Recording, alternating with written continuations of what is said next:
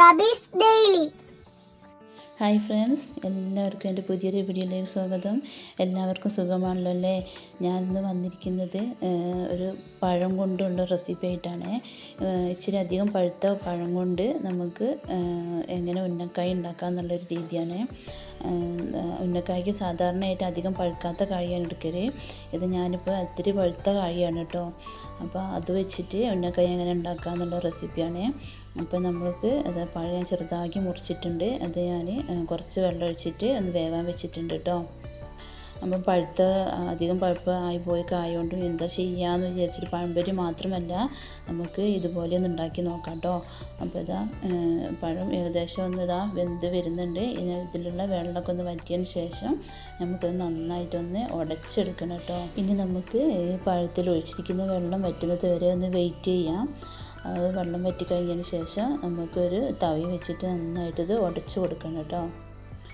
എന്നിട്ട് നമുക്ക് അതിലേക്ക് വേണ്ടുന്ന സാധനങ്ങളൊക്കെ റെഡിയാക്കിയിട്ട് നമുക്ക് ഉന്നക്കായയുടെ രൂപത്തിലാക്കിയിട്ട് നമുക്ക് പൊരിച്ചെടുക്കാം. ഇപ്പോൾ ഇതാ ഏകദേശം വെള്ളമൊക്കെ വറ്റി വന്നിട്ടുണ്ട്. ഇനി ഇത് നമുക്ക് ഒരു തവി വെച്ചിട്ട് നന്നായി ഇളക്കി ഉടച്ചെടുക്കണം കേട്ടോ. ഉടച്ചെടുത്തതിന് ശേഷം മാത്രമേ നമുക്ക് ഇത് കുഴച്ചിട്ട് നമുക്കൊരു ഉന്നക്കായൻ്റെ രൂപത്തിലായി കിട്ടുള്ളൂ.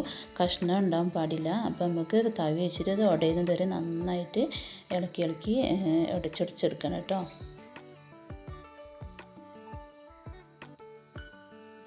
ഇപ്പോൾ ഇത് ഏകദേശം നന്നായി ഉടഞ്ഞ് വന്നിട്ടുണ്ട്.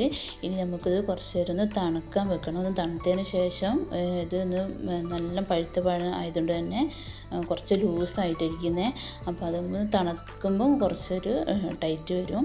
അപ്പോഴേക്കും നമുക്ക് ഇതിന് വേണ്ടുന്ന തേങ്ങ നമുക്കൊന്ന് വറുത്തെടുക്കണം.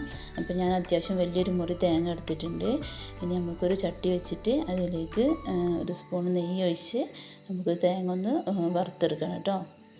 ഞാനിച്ചിരി ഇരുമ്പിൻ്റെ ഒരു അത്യാവശ്യം കനമുള്ളൊരു ചട്ടിയാണ് കേട്ടോ വെച്ചിട്ടിരിക്കുന്നത്. അപ്പോൾ ചീനച്ചട്ടിയിലാകുമ്പോൾ തന്നെ നന്നായിട്ടൊന്ന് വറുത്തെടുക്കാൻ നമുക്ക് പറ്റും. അടിയിലൊന്നും പിടിക്കാതെ പെട്ടെന്ന് വറുത്തെടുക്കാൻ കഴിയും. അപ്പോൾ നമുക്കൊന്ന് നന്നായിട്ട് വറുത്തെടുക്കാം. ഇതിലേക്ക് ഞാൻ ഒരു സ്പൂണ് ചെറിയ ജീരകത്തിൻ്റെ പൊടിയും ഏലക്കയും കൂടെ പൊടിച്ചതാണ്. അത് ഞാൻ ഇതിലേക്ക് ഇട്ട് കൊടുത്തിട്ടുണ്ട്. ചെറിയ ജീരകത്തിൻ്റെ ടേസ്റ്റ് ഇഷ്ടമില്ലാത്തവർക്ക് ചെറിയ ജീരകം ചേർക്കേണ്ട, ഏലക്ക മാത്രം ചേർത്തെടുത്താൽ മതി. അപ്പോൾ ഞാൻ കുറച്ച് ഒരു സ്പൂൺ ഏലക്ക പൊടിയും ജീരകപ്പൊടിയും കൂടിയാട്ടോ ചേർത്തിരിക്കുന്നത്. ഇനി നമുക്കൊന്ന് തേങ്ങ നന്നായി വറുത്തെടുക്കണം. അതിലേക്ക് നമുക്ക് ആവശ്യത്തിനുള്ള പഞ്ചസാരയും കൂടി ഇട്ട് കൊടുക്കാം.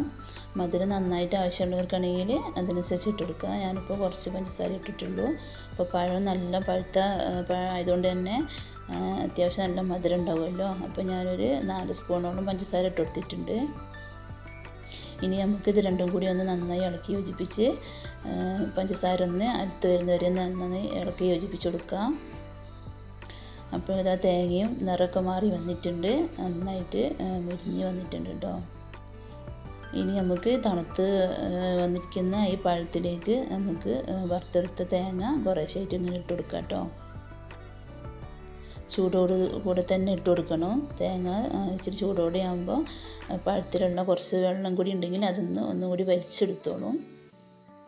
അപ്പം നമുക്ക് തേങ്ങ അതിലേക്കിട്ട് നന്നായിട്ടൊന്ന് ഇളക്കി യോജിപ്പിച്ച് കൊടുക്കണം കേട്ടോ. തേങ്ങ ചൂടുള്ളതുകൊണ്ട് തന്നെ ഞാൻ ഈ തവി വെച്ചിട്ടാട്ടോ ഇളക്കി കൊടുക്കുന്നത്. നന്നായിട്ടൊന്ന് ഇളക്കി യോജിപ്പിച്ച് കൊടുക്കുക. ഇപ്പോൾ കണ്ടില്ലേ, പഴം ഒന്ന് തണുത്ത് വന്നപ്പോൾ കുറച്ചൊക്കെ ഒന്ന് ടൈറ്റായി വന്നിട്ടുണ്ട്. ഉന്നക്കായുടെ ഷേപ്പിൽ ഉരുട്ടിയെടുക്കാം. ഇപ്പോൾ തണുത്ത് കഴിയുമ്പോൾ നമുക്ക് അങ്ങനെ കയ്യിൽ ഒന്നും ചെയ്യൂല. ഇത് വേവിക്കുന്ന സമയത്തൊക്കെ നന്നായിട്ട് പഴുത്ത കായായതുകൊണ്ട് നന്നായിട്ട് വെന്ത് കുഴഞ്ഞ പോലെ ഉണ്ടായിരുന്നു. ഇപ്പോൾ നമുക്കിത് തേങ്ങയൊക്കെ കൂട്ടിയ സമയത്ത് നന്നായിട്ട് സെറ്റായി വന്നിട്ടുണ്ട്. ഇനിയിപ്പം പഴുപ്പ് കൂടിയ കായാണെങ്കിലും പഴംപൊരി മാത്രമാക്കിയിട്ട് ഇതാക്കാൻ നിൽക്കണ്ട. ഇങ്ങനെയും ഈ രീതിയിൽ നമുക്ക് ഉണ്ടാക്കി നോക്കാം കേട്ടോ. അപ്പോൾ നമ്മളെ മക്കൾക്കൊക്കെ നല്ല ഇഷ്ടപ്പെടും. ഉന്നക്കായൊക്കെ നല്ല രീതിയിൽ ഉരുട്ടി റെഡിയാക്കി വെച്ചിട്ടുണ്ട്. ഇനി നമുക്ക് മൈദപ്പൊടിയോ അല്ലെങ്കിൽ അരിപ്പൊടിയോ ഒന്നും ചേർക്കേണ്ട ആവശ്യമില്ല. അല്ലാതെ തന്നെ ഇത് നന്നായി റെഡി വന്നിട്ടുണ്ട് കേട്ടോ. ഇനി നമുക്കൊന്ന് പൊരിച്ചെടുക്കണം. അതിന് വേണ്ടിയിട്ട് ഞാൻ ചീനച്ചട്ടി അടുപ്പത്ത് വെച്ചായിരുന്നു. നന്നായി ചൂടായി വന്നിട്ടുണ്ട്. അതിലേക്ക് എണ്ണ ഒഴിച്ച് നമുക്ക് എണ്ണ ചൂടായതിന് ശേഷം നമുക്ക് ഓരോന്നോരോന്നായിട്ട് പൊരിച്ചെടുക്കാം. പിന്നെ എണ്ണ ചൂടായതിന് ശേഷം തീ നന്നായിട്ട് കുറച്ച് വെക്കണം കേട്ടോ, ഇല്ലെങ്കിൽ പെട്ടെന്ന് ഇത് കരിഞ്ഞു പോകാൻ ചാൻസ് ഉണ്ട്. അപ്പോൾ ചെറിയ തീയിൽ വെച്ചിട്ട് വേണം ഉന്നക്കായ വേവിച്ചെടുക്കാൻ. പിന്നെ ഏകദേശം ഒന്നായതിന് ശേഷം മാത്രം ഇതൊന്ന് മറിച്ചിട്ടാൽ മതി, അല്ലെങ്കിൽ പെട്ടെന്ന് പൊട്ടിപ്പോയിട്ട് എണ്ണയൊക്കെ നാശമാകും. അതുകൊണ്ട് കുറച്ചൊന്നാകുന്നത് വരെ ഒന്ന് വെയിറ്റ് ചെയ്യണം. ഇത് ഏകദേശം ആയി നിറം മാറി വരുന്നുണ്ട്. അപ്പോൾ അതിന് ശേഷം നമുക്കൊന്ന് മറിച്ചിട്ട് കൊടുക്കാം കേട്ടോ. തീ വളരെ കുറച്ച് വെക്കണം, അല്ലെങ്കിൽ പെട്ടെന്ന് കരിഞ്ഞു പോകും.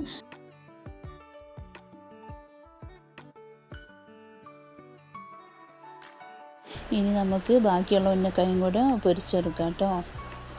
അപ്പോൾ അത് എണ്ണയിലേക്ക് ഇട്ടിട്ടുണ്ട്. ഇനി ഇത് ഒരുവിധം ആയതിന് ശേഷം ഒന്ന് മറിച്ചിട്ടിട്ട് നമുക്ക് വെന്തതിന് ശേഷം കോരിയെടുക്കാം. അപ്പോൾ ഈ രീതിക്ക് ഒന്ന് എല്ലാവരും ഒന്ന് ഉന്നക്കായ ഉണ്ടാക്കി നോക്കുക കേട്ടോ. പഴുത്ത പഴമായാലും ഉന്നക്കായ ഉണ്ടാക്കാൻ പറ്റും. ഇതുപോലെ ഒന്ന് ഉണ്ടാക്കി നോക്കിയാൽ മതി. അപ്പം എല്ലാവർക്കും എൻ്റെ വീഡിയോ ഇഷ്ടപ്പെടുകയാണെങ്കിൽ എല്ലാവരും ഒന്ന് ലൈക്ക് ചെയ്യണം. സബ്സ്ക്രൈബ് ചെയ്യാതെ കാണുന്ന കൂട്ടുകാരാണെങ്കിൽ ഒന്ന് സബ്സ്ക്രൈബ് ചെയ്ത് സപ്പോർട്ട് ചെയ്യണേ. അങ്ങനത്തെ നമ്മുടെ ഉന്നക്കായ് നല്ല രീതിക്ക് റെഡിയായി വന്നിട്ടുണ്ട്. ഇത് നമുക്ക് ചൂടുള്ള ചായേൻ്റെ കൂടെയൊക്കെ വൈകുന്നേരം നമുക്ക് സ്നാക്സായിട്ട് ഉപയോഗിക്കാം കേട്ടോ.